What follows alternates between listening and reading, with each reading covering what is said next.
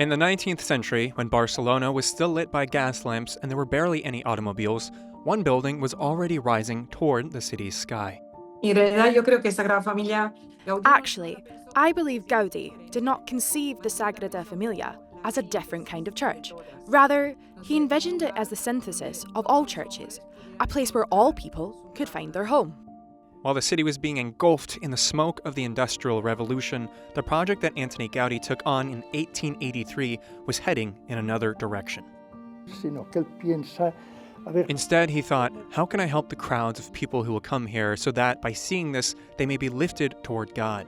When he finished the famous first tower, the one dedicated to Barnabas, he asked a friend, does this say anything to you? Isn't it true that looking at this tower leads you toward God? Instead of drawing blueprints of his architectural works, he built smaller physical models. He divided the Sagrada Familia into 3 parts representing the Nativity, Passion, and Glory of Christ. But another important thing was study, because, of course, to build a great cathedral, one must also understand liturgy.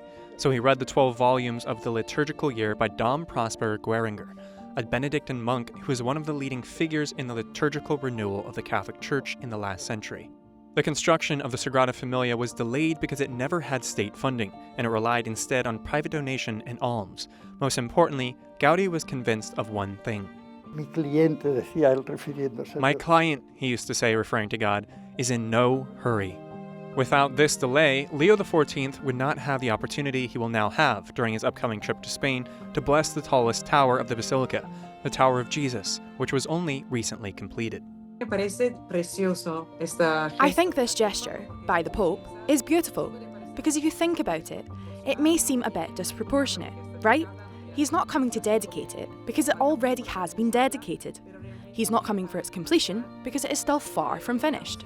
But in reality, he is coming to mark that we are on a journey. The first pope to visit it was Pope John Paul II in 1982.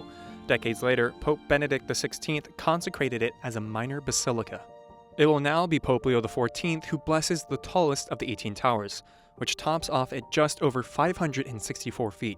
This is precisely so it doesn't surpass the height of Montjuic, a nearby hill. Gaudi always maintained that human work should never surpass God's natural creation.